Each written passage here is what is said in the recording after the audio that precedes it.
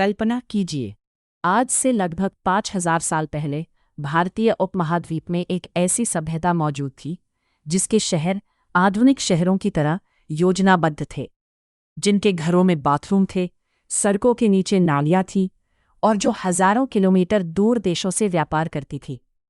लेकिन सबसे बड़ा रहस्य यह है कि इतनी विकसित सभ्यता अचानक गायब कैसे हो गई।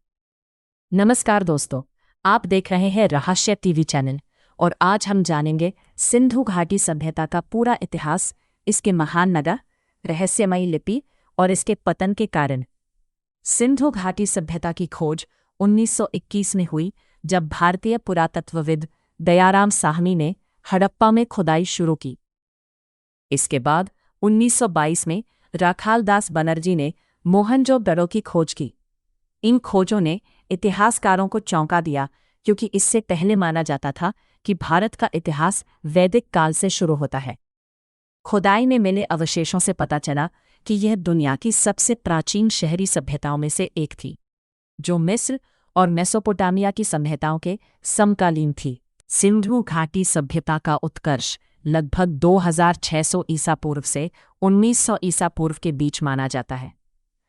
इसका विस्तार वर्तमान पाकिस्तान, उत्तर पश्चिम भारत और गुजरात तक फैला हुआ था। इस सभ्यता के प्रमुख नगर थे हड़प्पा, मोहनजोदड़ो, धोलावीरा, राखीगढ़ी, लोथल, कालीबंगन। यह क्षेत्र लगभग 10 लाख वर्ग किलोमीटर में फैला था, जो इसे उस समय की सबसे विशाल सभ्यताओं में से एक बनाता है। सिंधु घाटी सभ्यता की सबसे बड़ी विशेषता थी इसकी अद्भुत नगर योजना। सड़कें सीधी और एक दूसरे को समकोण पर काटती थीं। घरों में निजी स्नानघर, कुएं, जल निकासी व्यवस्था मौजूद थी। मोहनजोदड़ो में 700 से अधिक कुओं के प्रमाण मिले हैं। सड़कों के नीचे ढकी हुई नालियां बनाई गई थीं, जो गंदे पानी को शहर से बाहर ले जाती थीं। यह व्यवस्था उस समय दुनिया की सबसे उन्नत स्वच्छता प्रणालियों में से एक मानी जाती है। मोहनजोदड़ो में स्थित महान स्नानागार अर्थात ग्रेट बाथ इस सभ्यता की सबसे प्रसिद्ध संरचना है। यह एक विशाल जलाशय था जिसे जलरोधी बनाया गया था। इतिहासकारों का मानना है कि इसका उपयोग धार्मिक अनुष्ठानों या सामूहिक स्नान के लिए किया जाता था। सिंधु घाटी के लोग कुशल व्यापारी थे। वे मेसोपोटामिया तक व्यापार करते थे। यहाँ से कपास, मनके, आभूषण और हस्तशिल्प की वस्तुएं निर्यात की जाती थीं।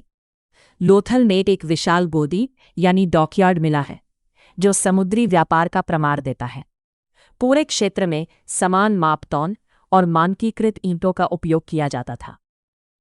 इस सभ्यता की कला अत्यंत विकसित थी।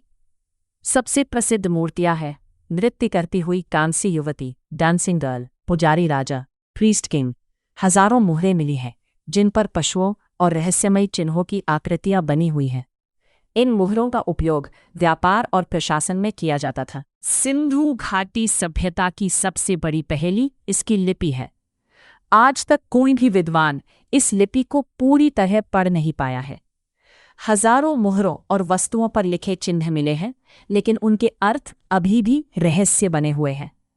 यदि भविष्य में यह लिपि पढ़ ली गई तो हमें इस सभ्यता के बारे में और भी महत्वपूर्ण जानकारियां मिल सकती है।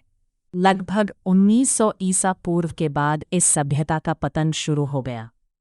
इसके कारणों पर इतिहासकारों में मतभेद है। प्रमुख सिद्धांत है नदियों का मार्ग बदल जाना, लंबे समय तक सूखा पड़ना, मानसून कमजोर होना, कृषि उत्पादन में गिरावट, जनसंख्या का अन्य क्षेत्रों में पलायन। हाल के शोध बताते हैं कि जलवायु परिवर्तन और लंबे सूखे ने इस सभ्यता के पतन में महत्वपूर्ण भूमिका निभाई हो सकती है। सिंधु घाटी सभ्यता केवल भारत ही नहीं, बल्कि पूरी मानव सभ्यता की सबसे महान उपलब्धियों में से एक थी। इसने नगर योजना, स्वच्छता, व्यापार और शिल्पकला में ऐसे मानक स्थापित किए जिन्हें दुनिया आज भी आश्चर्य से देखती है। फिर भी इसकी भाषा, शासन व्यवस्था और पतन का रहस्य आज तक पूरी तरह नहीं सुलझ पाया है।